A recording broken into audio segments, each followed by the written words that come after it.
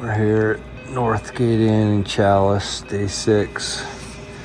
After changing Colby's wheel bearing on his rear tire. And Luke got a flat. Changed that. That put us here at 11:45, 11:44. Nothing's open for food, so I guess we'll be eating whatever's in our packs tonight. And we're all just beat, so yeah. After a brutally long day 6, and with some mechanical setbacks that put us into Chalice way later than we'd planned, we were exhausted. But we were as eager and ready as we could be for day 7.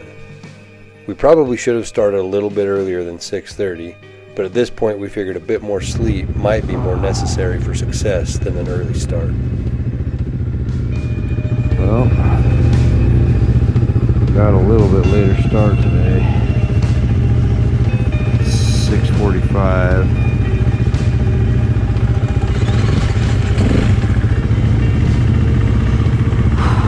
Still wasn't nearly, only about 5 hours of sleep.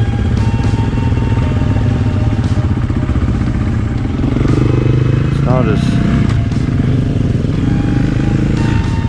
as cold as you would expect, 60 degrees. Cold enough for a jacket so far though.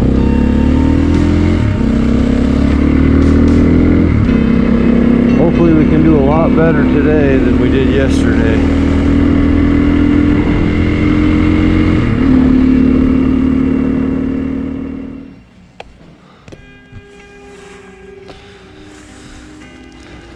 Well, here we go again. Here we go again.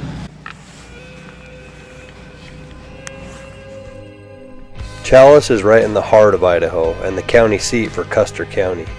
It was named after A.P. Chalice, or Alva Payne Chalice. He was the surveyor when the town site was laid out and founded in 1878. That's pretty much all I've got. It's a fairly boring city then and now, but I think that's on purpose. There have been a couple notable earthquakes that have rattled central Idaho, one in 1983 and another in 2020. The epicenter of the latter earthquake was about 45 miles to the west.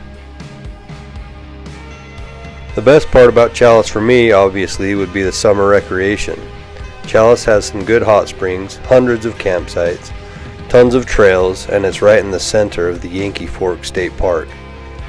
There are some ghost towns to visit if you're into that sort of thing, and the locals often have something going on, from car shows to rodeos to local concerts.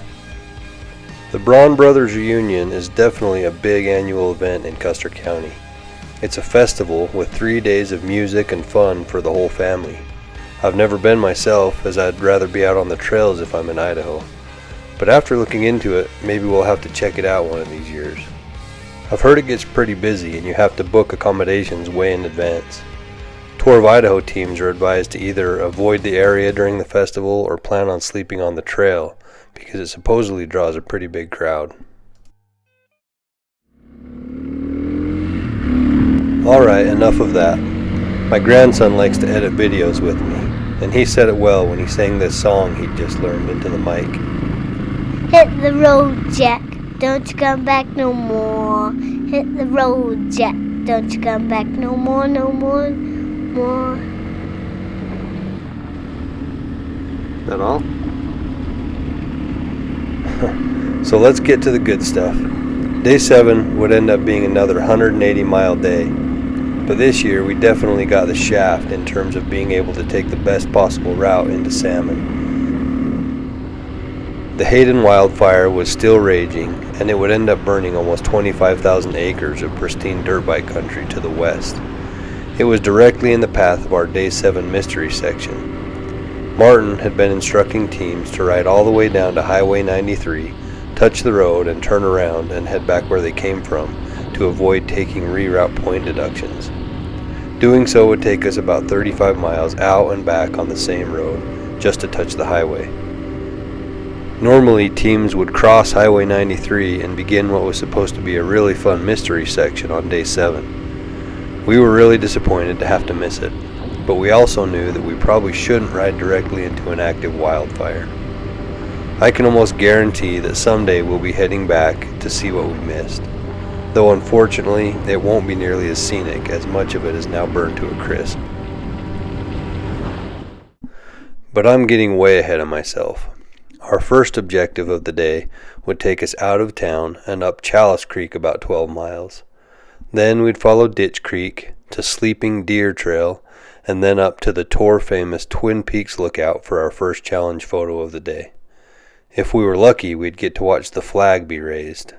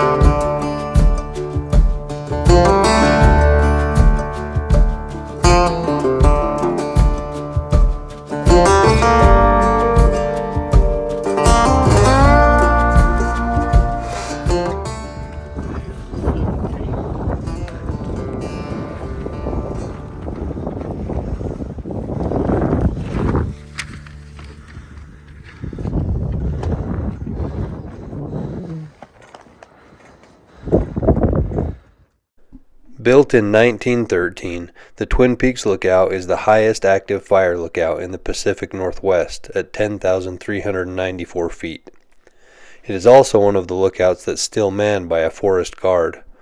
Our friend Rick was happy to show us around the lookout and fill us in on all the fires that were currently burning. Based on what he told us, it definitely sounded like we would have to reroute to avoid the Hayden fire.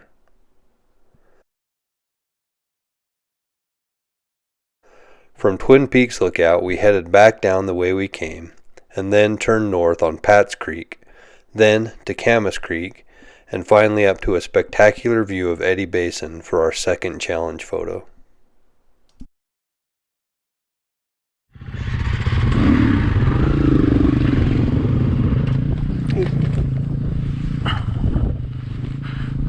Almost went over, Colby.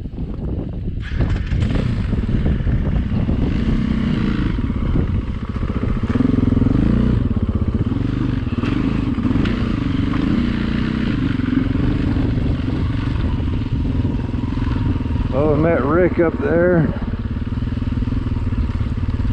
Talked a little bit. He's up there 3 months.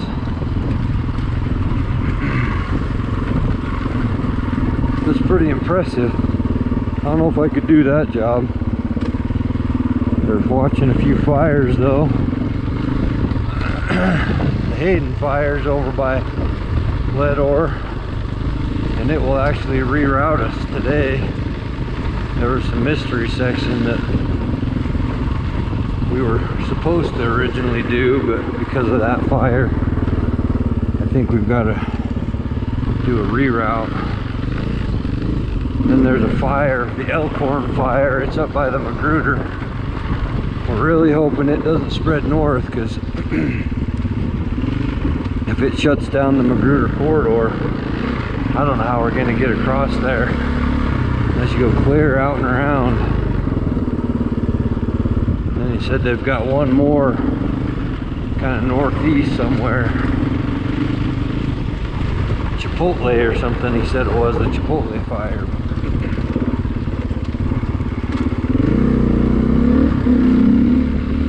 So, head back down. A lot of rocky switchbacks to get up here.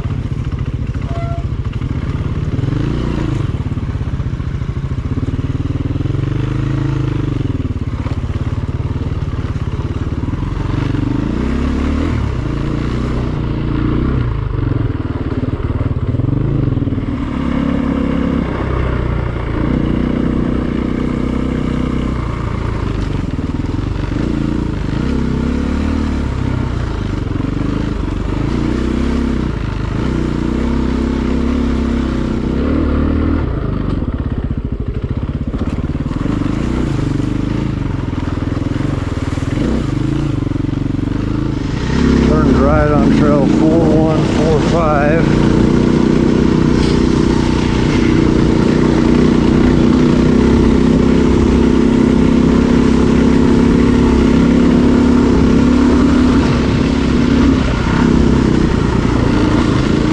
I like them like this, not up on the side hills. Those make me nervous.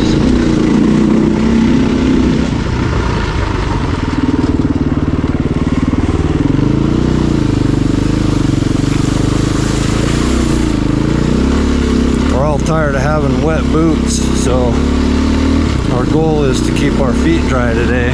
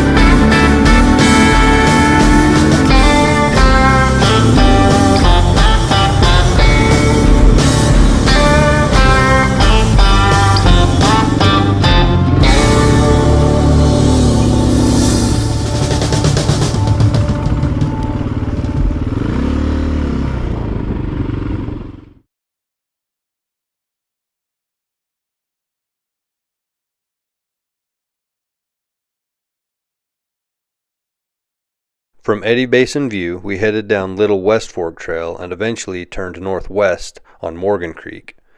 Then we turned on Darling Castle Creek Trail and shortly afterwards hit our third challenge point, Furnace Creek. Got the challenge photo of the Eddy Basin view over there.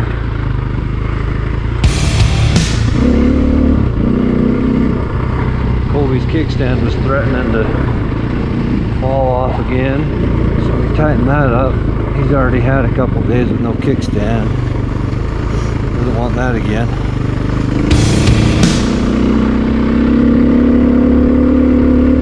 These machines go through heck in 13 days. It's amazing you can get them through, if you can get them through.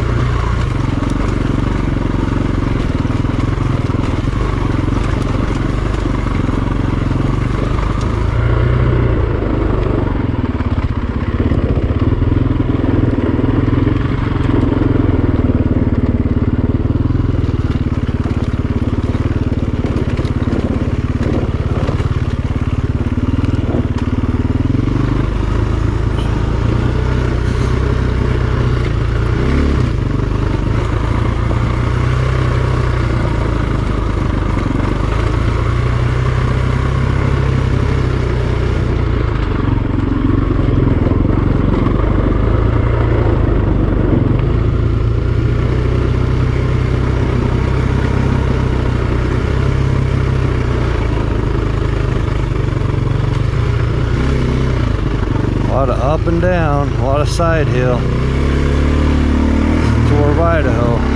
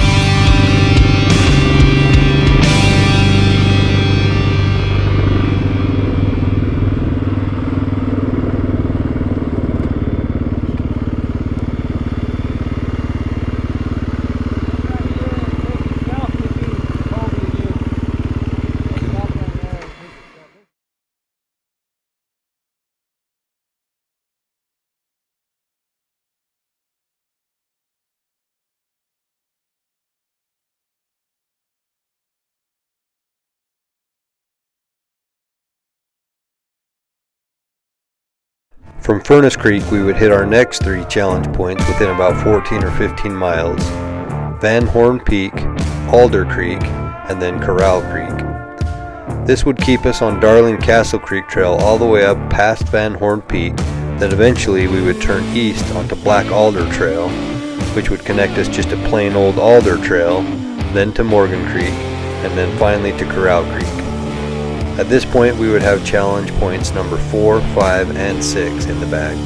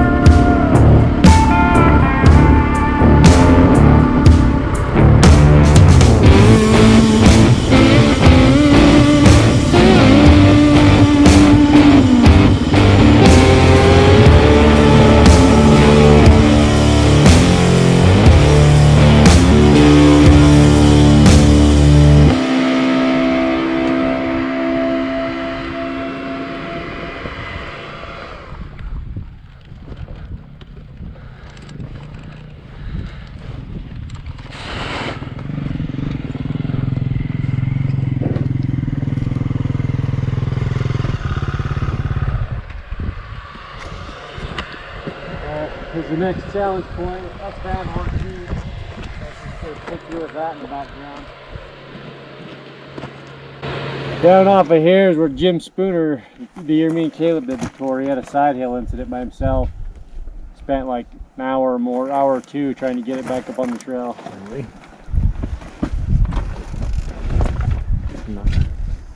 1, 2, 3.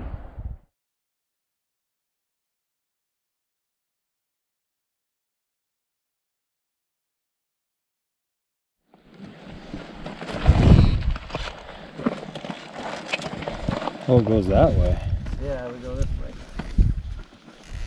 This is where he's got that waypoint, so you don't keep riding down there and it turns into a cliff down there. Oh, really? I guarantee I would have kept riding down there. Right?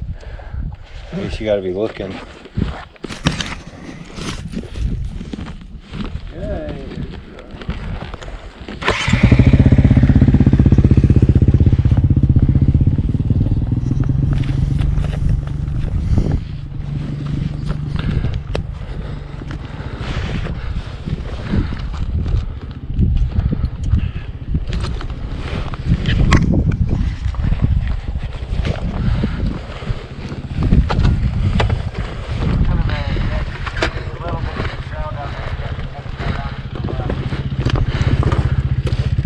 Okay. Okay.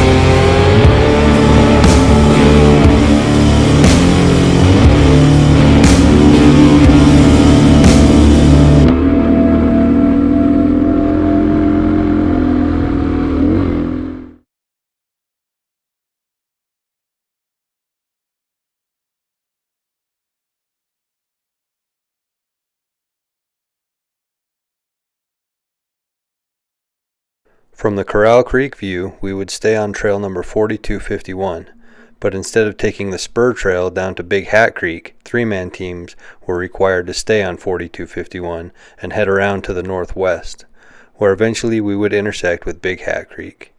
From there we headed north a mile or so up to the Hat Creek Lakes, where we decided to stop for some much needed lunch.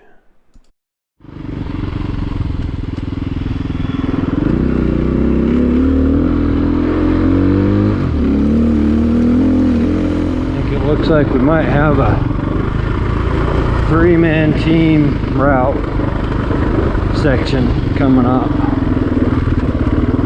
Those are always hard.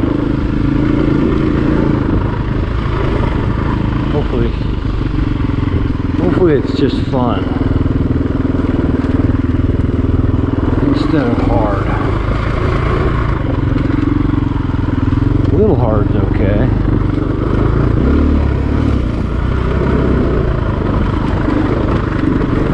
The impossible ones that I guess nothing's been impossible yet, so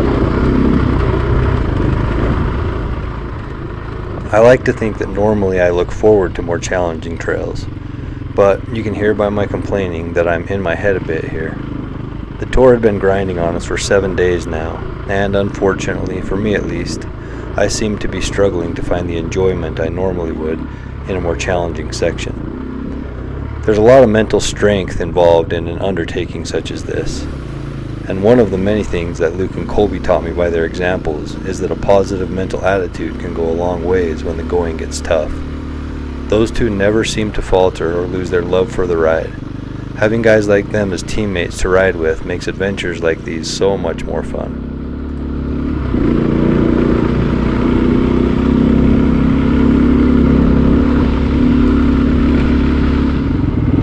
so 1- and 2-man teams go that way. 3-man teams go this way.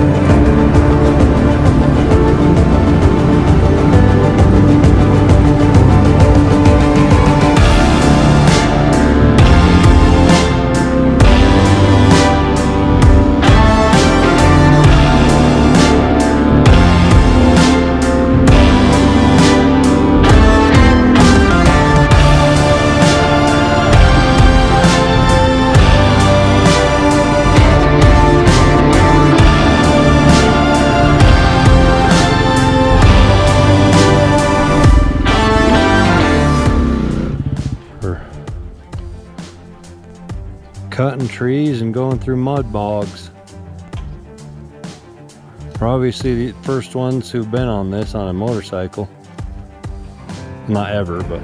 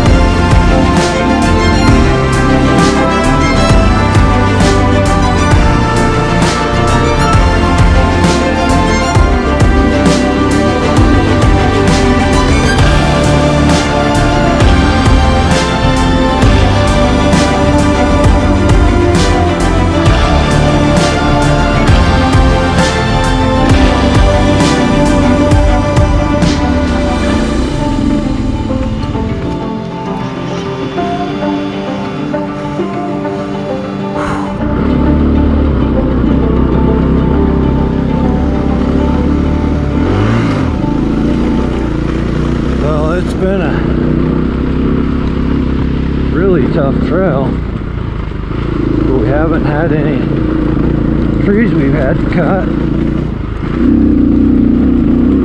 And now we're actually starting to see just a couple motorcycle tracks. So that's a good sign.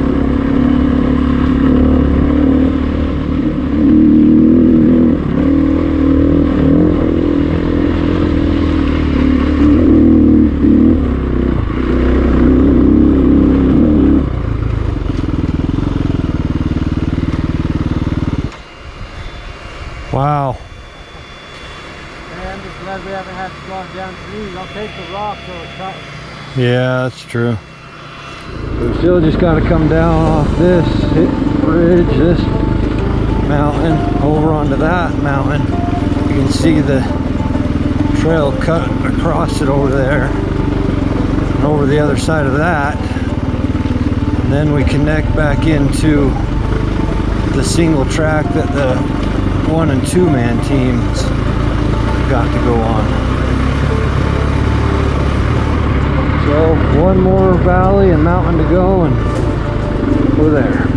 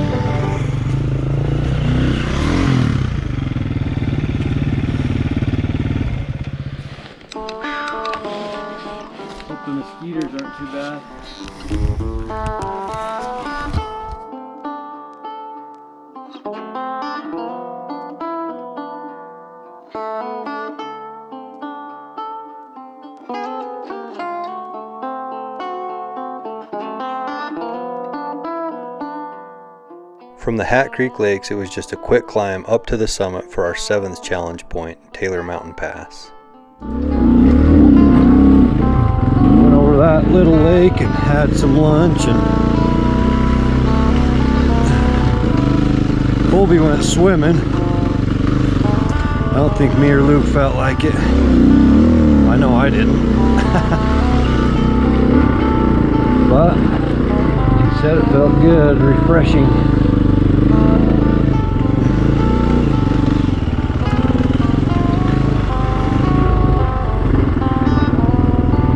Now we'll keep going to the right here.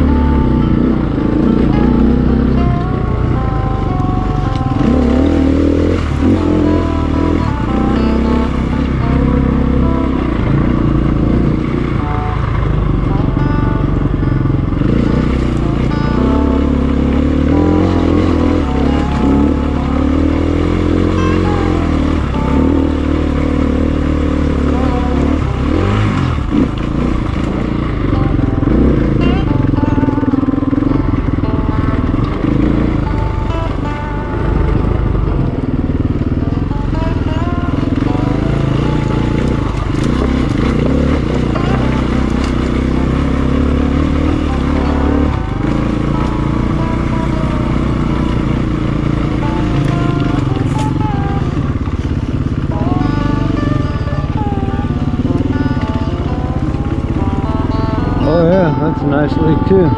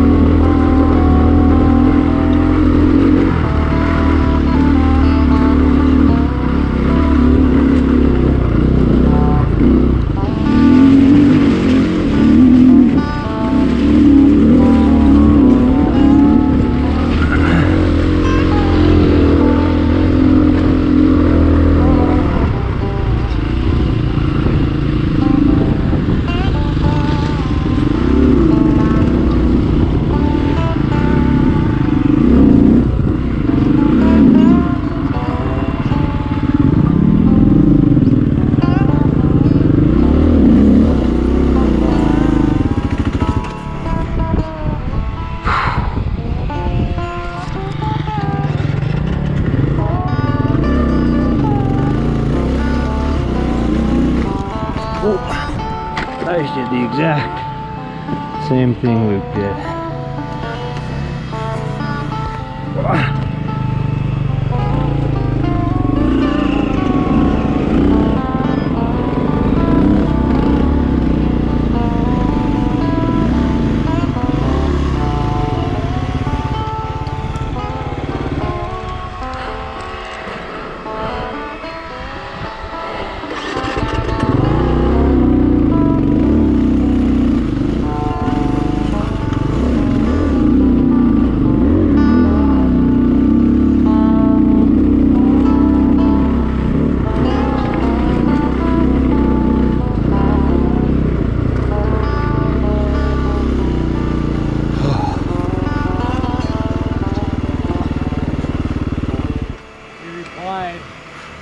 What'd he say? Down to 93, then back up.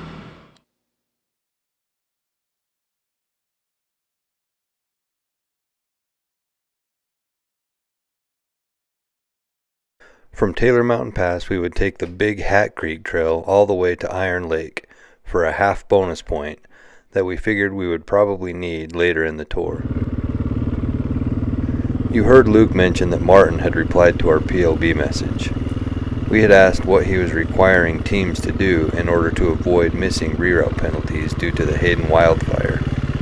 His response was to ride down to Highway 93 and then back up. At this time, this seemed to us like just a huge waste of time and fuel. We were tired, and getting into salmon a little bit early would have been great. We did have an extra bonus point or two, so technically we could have cut that section down to Highway 93 out, but we weren't sure what would happen later in the tour, and they weren't very difficult miles, so we decided just to go hit the highway and avoid taking the off-route penalty. The truth is, if we were going to ride all the way down there, we really just wanted to be able to keep going and see some of the awesome mystery section to the east that none of us had ever ridden before. The wildfire was our true problem, but what can you do? Unfortunately, wildfires seem to plague Idaho every fall, and you never know when or where they'll pop up. This is where left-hand rear brake would be nice.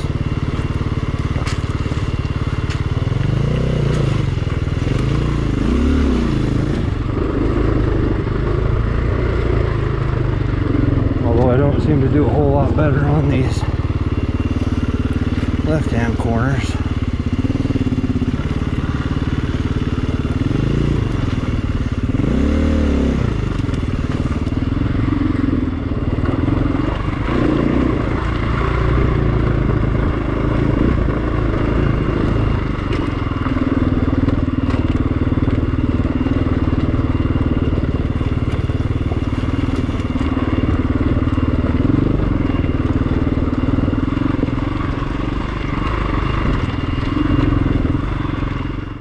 Here we stopped to filter some water and refill our camelbacks.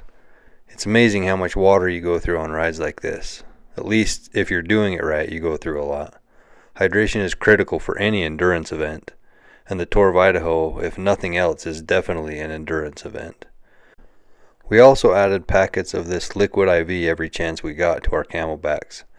It's a powdered electrolyte drink mix. I highly recommend it. I think it makes a huge difference in being able to stay hydrated. Filtered some water, and now we're thinking try to get this Iron Lake and Sheep Mountain Lookout. I think the Iron Lake's a bonus. I think the Sheep Mountain Lookout's a a challenge photo. So we're cutting over here to go up over this pass to Iron Lake.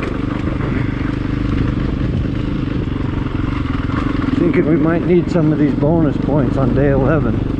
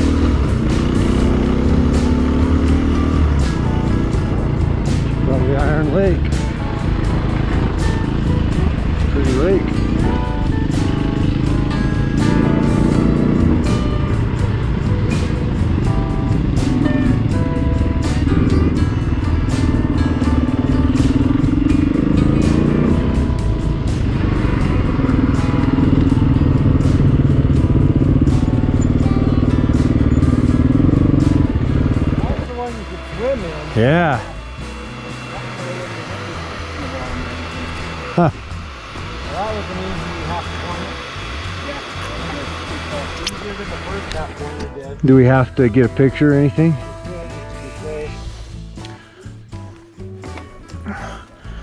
Oh.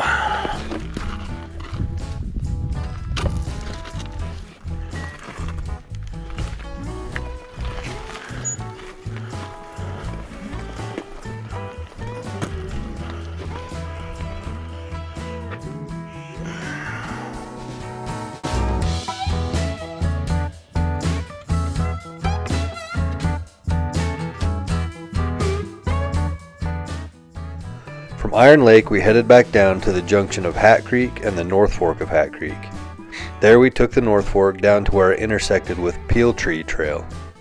We followed this all the way down to Highway 93, about 17 miles, where we would have liked to be able to keep going across the highway to our Day 7 mystery section.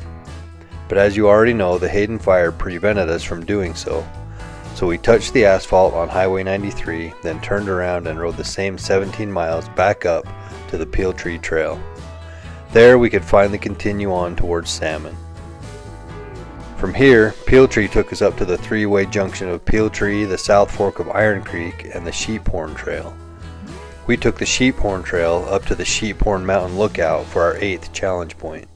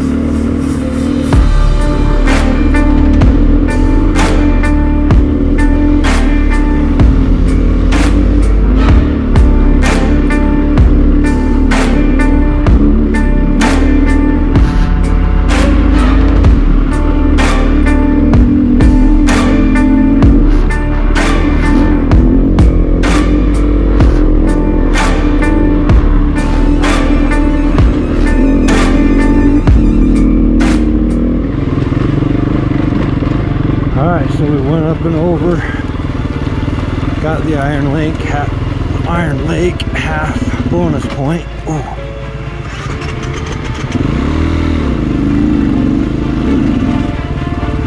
Now we're back to this junction where we can go on over to Sheep Mountain. Coming up, unfortunately for my already severely bruised and possibly fractured tailbone, I'm going to suffer yet another really unspectacular get-off, resulting in another blow to that same injury. Good. Here's the aftermath of that crash on day 1, in case you had been able to suppress it from your memory. Anyways, this little roll coming up must have rattled me pretty good. I think a rock hit me right in the back, because until reviewing the footage I had forgotten all about it.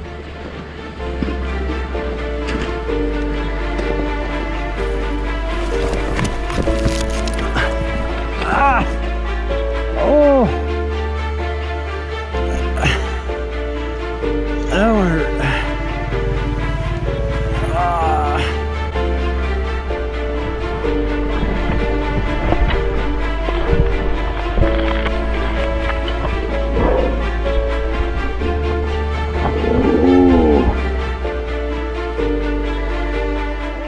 For another 20 minutes or so, I forgot to even acknowledge that my GoPro existed, and I seemed to be in kind of a daze. Luckily, the footage was still rolling. I didn't leave much of it in, but as you can hear from my moans and groans, I seemed to be in a lot of pain.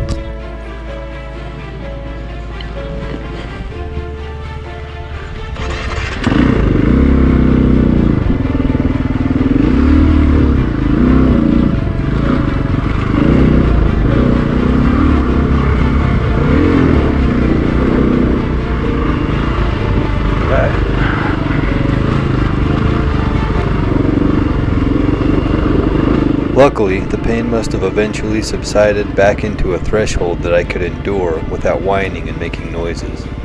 Because around here, I seem to get back to normal behavior and start riding a bit more fluidly again.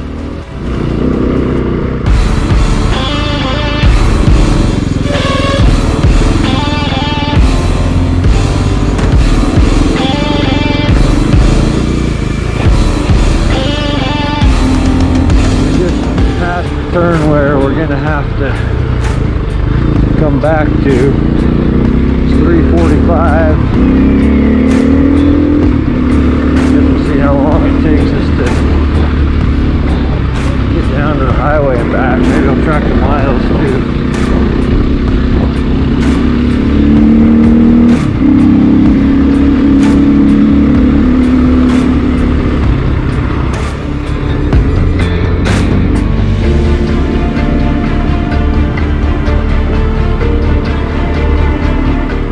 Another rather interesting tour hazard is the angry sticks.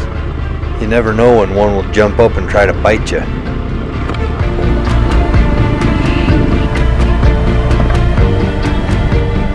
If you really want an up-close and personal story about angry Idaho sticks, ask Colby. This one bit him while riding after the tour around Pocatello.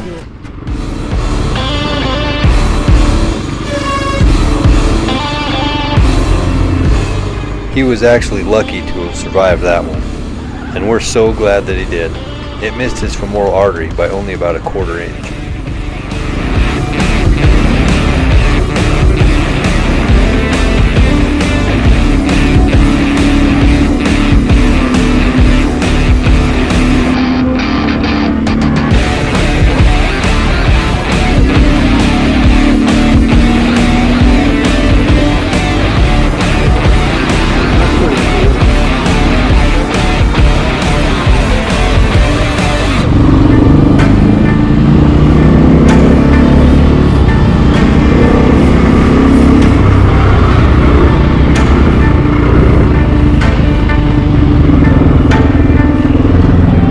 Touch the highway.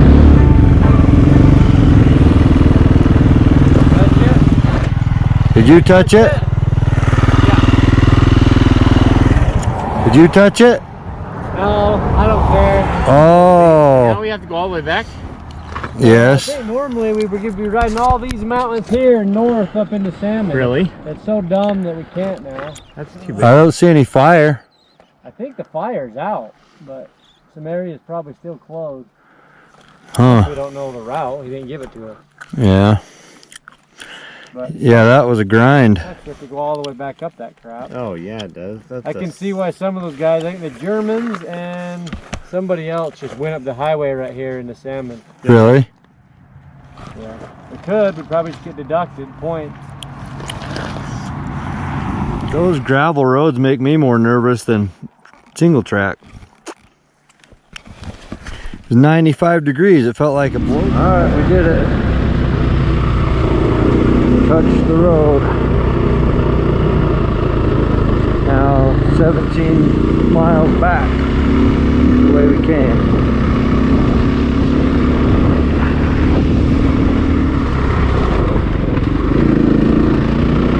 Boy, for the Hayden fire, we don't know exactly where we would have gone, but from that point where we touched the road, it would have been somewhere up in those mountains, back up towards Salmon.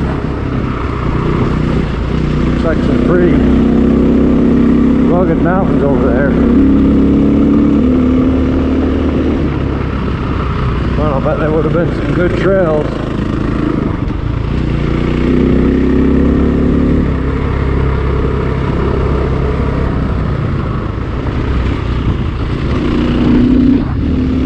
It's like 95 degrees down here in this valley. It's starting to feel a little humid, and we're getting some dark cloud cover. Could be a lot worse. Could be, you know, glaring sun, but the clouds making me a little nervous too.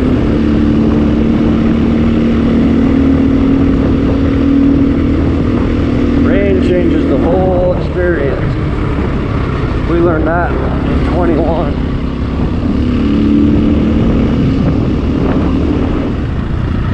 like they're building a house down in that grove of trees. It's right at the base of this canyon.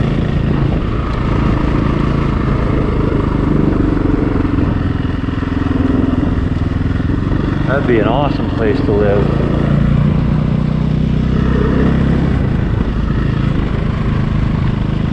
I think this is the only road to get in here too.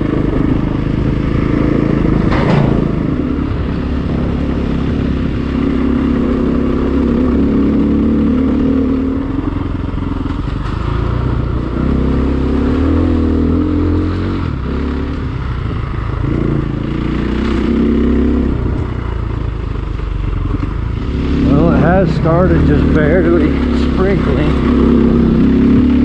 rain.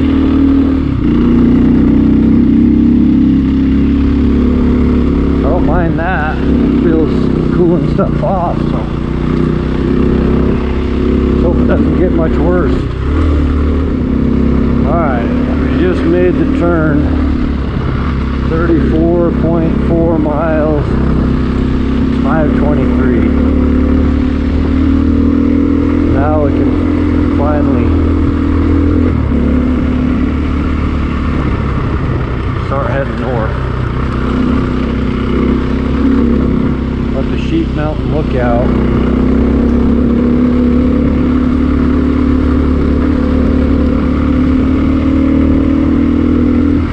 Still raining a little bit.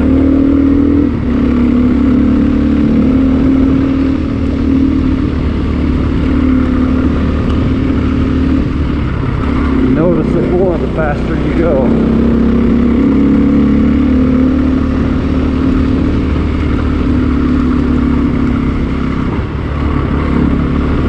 Getting back up into the high country. It's down to 79 degrees.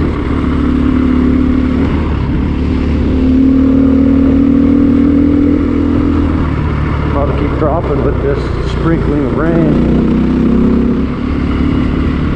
Still on the way up to Sheep Mountain Lookout. Quite a ways up here.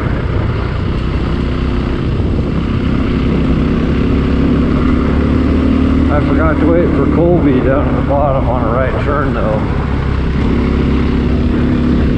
So we lost him a little bit. His headset hasn't been working since I think the first day, maybe the second. So he can only hear us from the radio noise in his pocket. And then he has to pull it out if he wants to respond.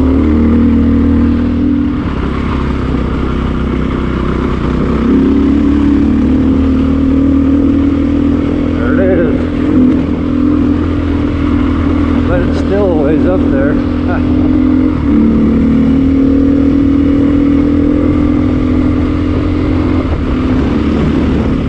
guess it's called Sheep Horn Mountain.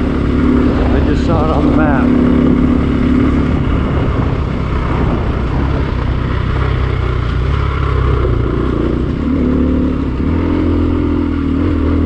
Gotta be getting close now.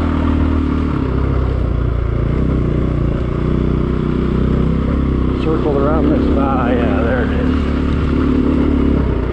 I think these are the steps that oh no. Let's see, I think these are the steps that I fell through, but they're not.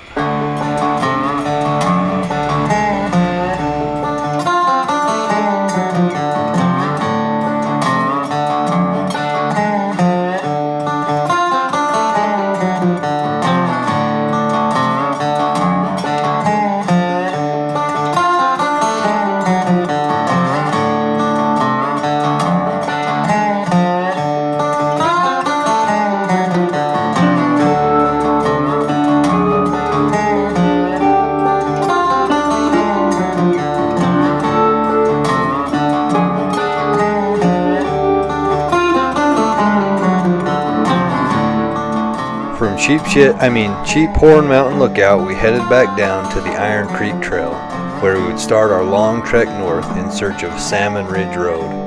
But before we got there, we needed to get our last challenge photo of the day as we crossed the 45th parallel. Alright, headed down from Sheepborn Mountain Lookout. I think we gotta go get on that ridge way over there in the distance. If I'm looking the right way. Maybe I'm looking the wrong way. And head down to Salmon. So we got a long ways to go. 6:15.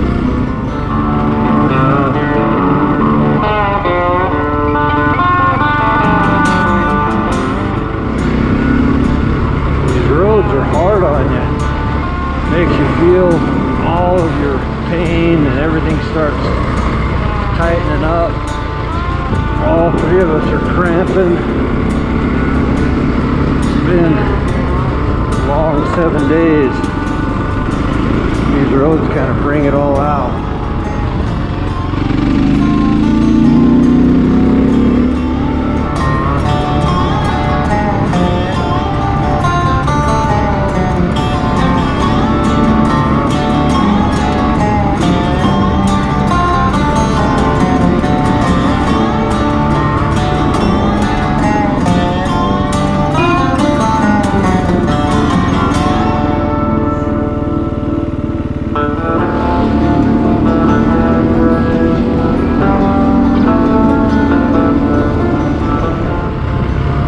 Just made it to the Salmon Ridge Road. I think it's still quite a ways down. And we got to stop and get one more challenge photo on the 45th parallel.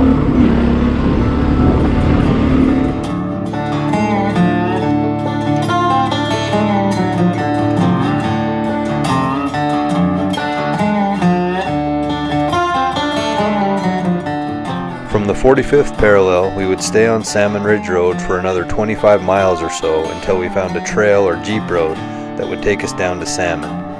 There was no designated way since we were technically off route already because of the fire, and in hindsight there were probably better options than the one we found.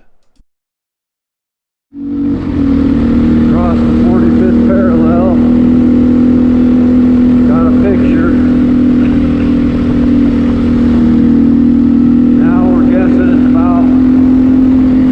To 30 miles into Salmon. So it's going to take a bit.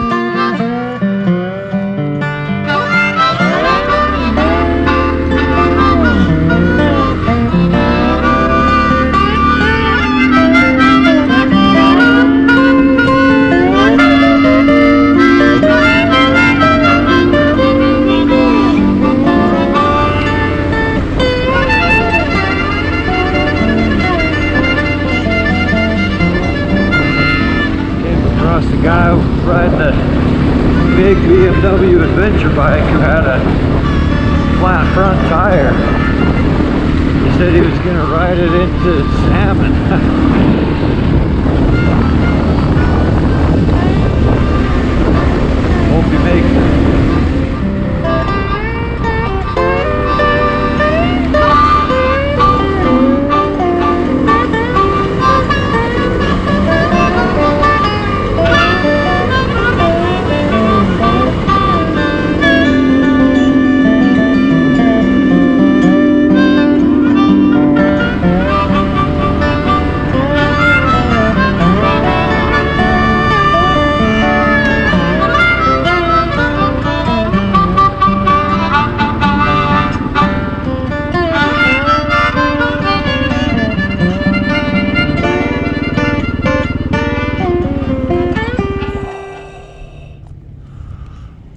man.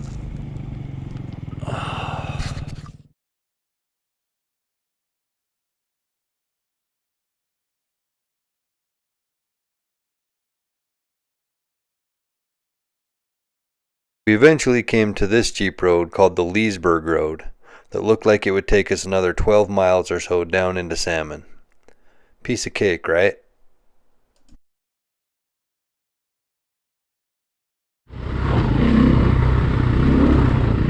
Oh, we found a road down, but it's a kind of a doozy.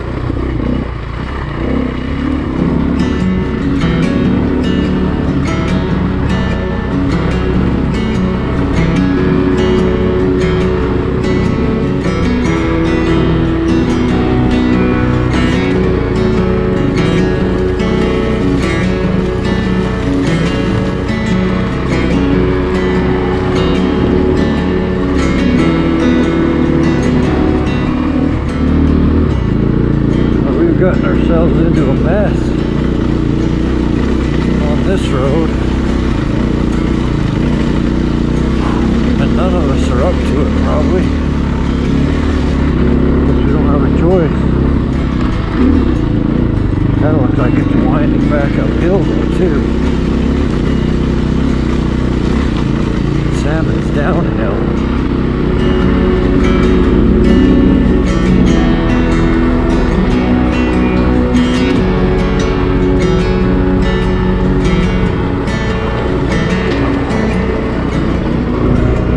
Getting our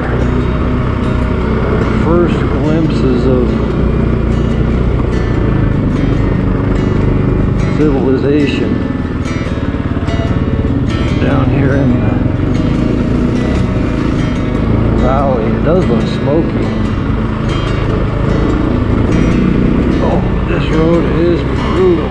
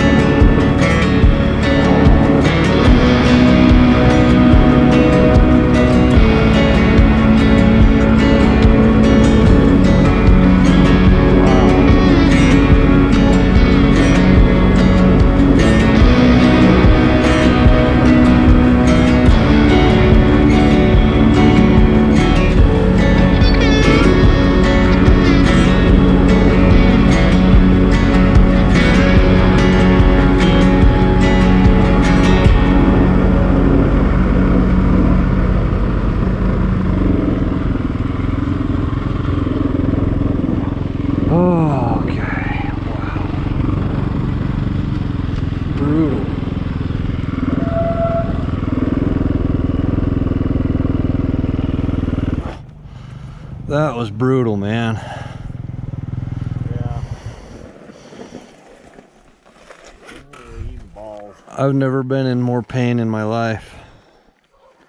How can the first half of the day be so epic and the second half be such bull crap? Alright, let's see. Probably would have been a lot better if that fire wouldn't happen. It's starting to look really smoky though around here. Whatever he drew up over there couldn't have been as bad as that was. Oh no, guaranteed. Oh, Making us do.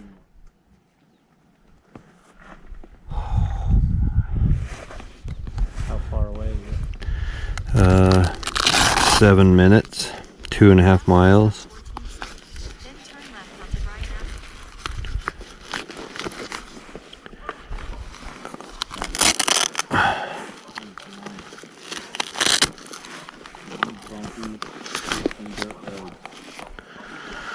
All right, ready?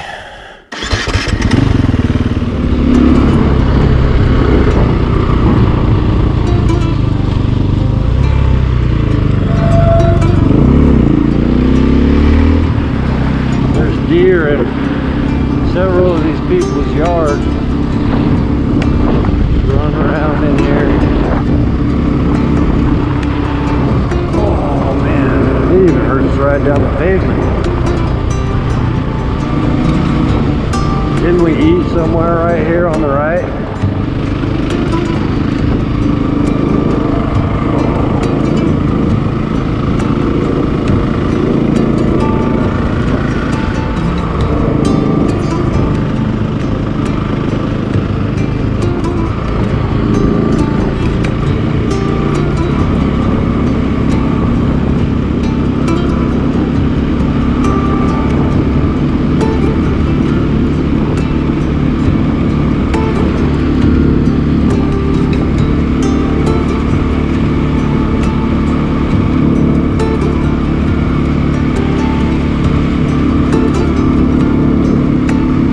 Bigger than I remember, or than I thought it was.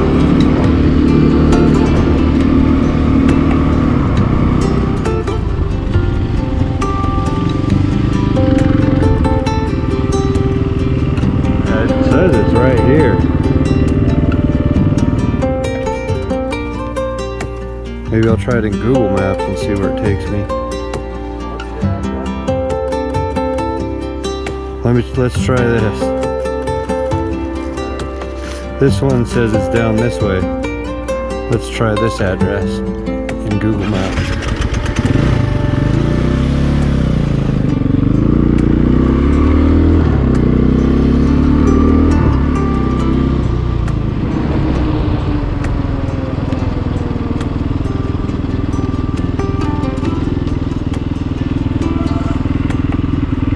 I think this is it.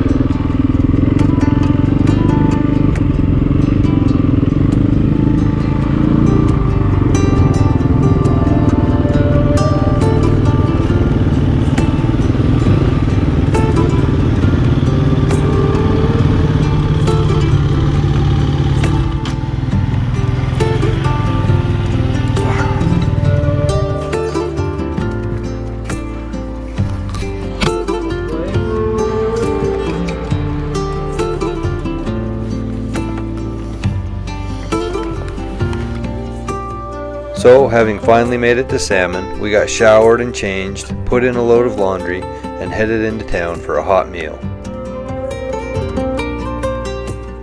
It had been 32 hours since we'd eaten anything decent. The Junkyard Bistro had great reviews, and it was open late, so that's where we headed, and it did not disappoint. I thought the food and atmosphere were excellent, and it was exactly what we needed after eating nothing but gas station snacks and smashed Cliff Bars since lunchtime the day before. We also, through pure serendipity, ran into the legendary Rice Paddy Coon as we entered the bistro. He's also known as Joel Cannon. He's the brother of my brother-in-law, Lance Cannon. He's a seasoned hunter and a beast of an athlete from what I know of him. Now, if we could just convince him that riding a dirt bike was better than trail running or hiking, then we could really have some fun, because he knows these Idaho hills as well as anyone. After dinner, we headed straight back to the Pink Pearl, as our Airbnb is affectionately named, finished our laundry, and hit the sack with hopes for a full night's sleep. In the morning, we would be getting our last set of tires at Wildside Sports, which hopefully would last all the way until the end of the tour. Wildside didn't open until 8 a.m., so we were forced to sleep in a bit. Our hope was that we could get new shoes installed quickly so that we could get going on our day 8 route to North Fork as soon as possible.